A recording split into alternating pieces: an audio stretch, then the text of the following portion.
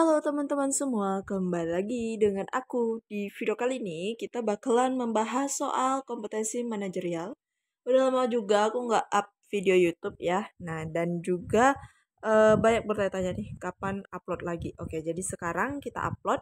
Kita bahas soal tentang kompetensi manajerial. Tapi sebelum ke videonya, jangan lupa di like, comment, subscribe, dan nyalakan lonceng notifikasinya supaya kalian nggak ketinggalan video terbaru dari aku. Oke teman-teman, nah ini dia soal nomor 1. Coba kita baca bareng-bareng.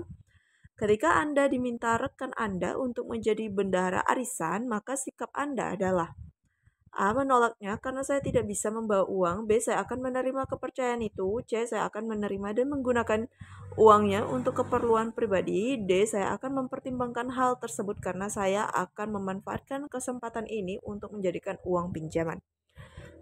Oke teman-teman. Nah, di sini ya, kita diibaratkan dengan soal ini seandainya kita diberikan tugas, apakah kita mau menerimanya atau tidak? Nah, jawabannya pasti harus menerima ya, teman-teman, tugas apapun itu yang diberikan ya. Nah, jadi di sini jawaban yang paling tepat itu adalah yang B, teman-teman. Saya akan menerima kepercayaan itu, kayak gitu. Nah, kalau yang A itu menolaknya bukan jawaban yang tepat. Yang C, saya akan menerima dan menggunakan uangnya untuk keperluan pribadi. Nah, ini ada notice di sini tuh nggak boleh ya, teman-teman. Jadi ya aku eliminasi. Kemudian yang D, saya akan mempertimbangkan hal tersebut karena saya akan memanfaatkan kesempatan ini untuk menjadikan uang pinjaman. Nah, ini juga nggak boleh, teman-teman ya.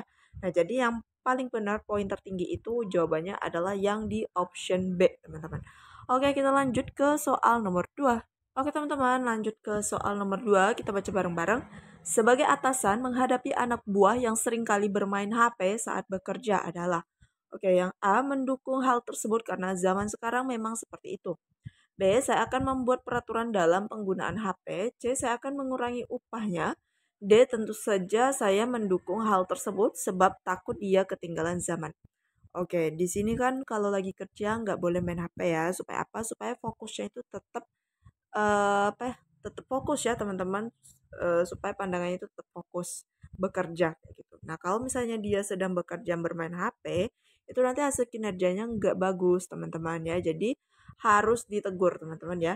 Nah, jadi di sini jawaban yang paling tepat itu adalah yang B. Saya akan membuat peraturan dalam penggunaan HP. Nah, untuk bekerja itu dilarang bermain HP kecuali di saat jam istirahat. Nah, makanya dibikinlah peraturan dalam penggunaan HP, teman-teman, supaya nggak salah kaprah lagi.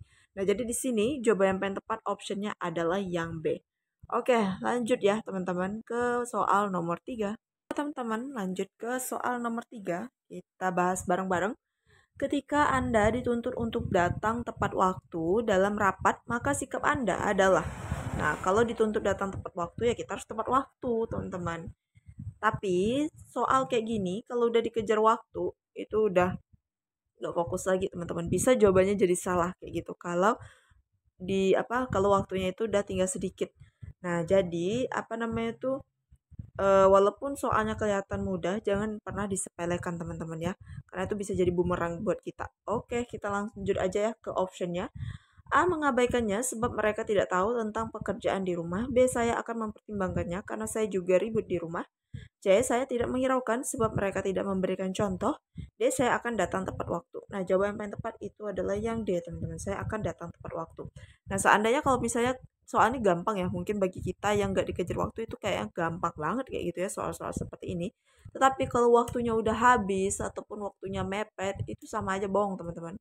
Pasti kita jawabnya asal silang aja kan. Nah, kita belum baca apa namanya tuh optionnya. Nah, kita main silang aja dan itu udah menyalahi atau mengurangi skor teman-teman ya, karena jawaban kita salah kayak gitu. Jadi jangan pernah sepelein jenis soal apapun. Dan di soal P3K maupun CPNS itu nggak semuanya susah teman-teman, nggak semuanya susah. Kalau semuanya susah itu kebanyakan orang nggak lulus. Nah, tetapi dia ada berapa persen tingkat kesulitannya, yang sulit, kemudian yang mudah, kemudian yang sedang, teman-teman. Itu semua sudah diolah dengan pembuat soal kayak gitu. Nah, jadi untuk nomor 3 ini ya, jawabannya adalah yang D. Oke, lanjut ke soal nomor 4. Oke, teman-teman, lanjut ke soal nomor 4. Kita baca bareng-bareng. Sebagai pemimpin rapat, Anda melihat anggota rapat Anda sedang tidur karena memang kelelahan. Maka sikap Anda adalah Oke, di sini kita sebagai atasan ya. Nah, ini kita sebagai atasan maksudnya pemimpin rapat ya. kita melihat anggota rapatnya lagi tidur. Nah, jadi mungkin dia tidur karena kelelahan bekerja. Sikap kita adalah, oke, untuk tidur itu di rumah ya, teman-teman, bukan di kantor. Nah, jadi yang paling tepat itu kita harus menegurnya, teman-teman. Kenapa? Kalau nggak ditegur nanti yang lain eh, bisa mengganggu konsentrasi yang lain, teman-teman. Kalau tidak kita tegur ya. Nah, jadi di sini jawaban yang paling tepat itu adalah yang B, teman-teman. Saya akan menegurnya karena tindakan ini akan memicu yang lain. Jadi yang lain tuh nggak fokus ya, teman-teman. Jadi tuh kinerjanya juga kurang maksimal kayak gitu. Yang mana rapat kita harus dengerin baik-baik ya, teman-teman. Nah, jadi di sini poin tertinggi itu adalah yang B. Oke, next lanjut ke soal yang terakhir. Teman-teman, lanjut ke soal yang terakhir. Kita coba baca bareng-bareng.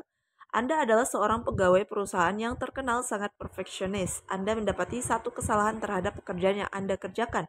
Maka sikap Anda adalah, oke, di sini kita terkenal sebagai karyawan yang perfect, teman-teman. Nah, tapi suatu hari kita ada kesalahan nih terhadap pekerjaan yang udah kita kerjakan. Maka sikap kita apa? Oke, yang pertama, yang A itu melapor kepada atasan bahwa kesalahan itu bukan karena saya. Yang B, saya akan menjaga agar kesalahan ini tidak diketahui oleh siapapun. Kemudian yang C, saya akan mempertimbangkan permasalahan ini agar diketahui semua orang. Oke, yang D, saya akan mengakui dan memperbaiki kesalahan saya terhadap tugas yang sudah diberikan kepada saya. Nah, jelas jawaban yang paling tepat itu adalah yang D, teman-teman. Saya akan mengakui dan memperbaiki kesalahan saya terhadap tugas yang sudah diberikan kepada saya. Nah, jadi kalau misalnya, walaupun kita orang yang perfeksionis, tapi kalau misalnya melakukan kesalahan, akui kesalahan, teman-teman. Kita akui, kemudian kita perbaiki kesalahannya tersebut ya, dan terhadap tugas yang sudah saya berikan. Jadi jangan lari dari kesalahan tersebut atau lari dari masalah karena itu bukan hal yang baik ya, teman-teman. Nah, jadi di sini jawaban yang paling tepat itu adalah yang D, yaitu mengakui dan memperbaiki kesalahannya tersebut supaya kedepannya itu nggak terjadi lagi hal seperti ini, teman-teman. Ya, jadi kinerjanya bisa maksimal untuk kedepannya. Oke, teman-teman, aku harap kayaknya cukup aja ya sampai segini dulu 5 soal ya. Takutnya kalau banyak-banyak nanti kalian bosan, dan buat kalian yang bertanya-tanya kapan cara pemesan ebook atau kapan nih ebooknya bisa dipesan, aku punya ebook baru untuk P3K Biden tahun 2023 tapi masih on proses, teman-teman ya. Dan kayaknya kalau udah launch aku bakalan kasih tahu di YouTube aku. Dan juga buat yang bertanya-tanya untuk bimbel, teman-teman, untuk bimbel P3K aku belum tahu ya kapan aku bisa bukanya. Soalnya aku juga lagi sibuk mempersiapkan latsar untuk tahun ini, teman-teman ya. Doain juga supaya lancar. Dan buat kalian yang misalnya mau try out ya, boleh juga daftar atau bergabung ke Sobat P3K, teman-teman. Caranya gimana? Aku udah cantumin linknya di description box aku. Jadi kalian tinggal klik aja link tersebut, teman-teman. Dan ya segitu aja dulu dari aku. Aku mau ucapin terima kasih banget buat kalian yang selalu nontonin video aku dan yang udah subscribe. Terima kasih. Yang belum subscribe jangan lupa di subscribe. Dan dinyalakan lonceng notifikasinya supaya kalian gak ketinggalan video terbaru dari aku. Oke, teman-teman, kayaknya segitu aja dari aku. Terlebih atau kurang aku mohon maaf. See you next video. Bye-bye.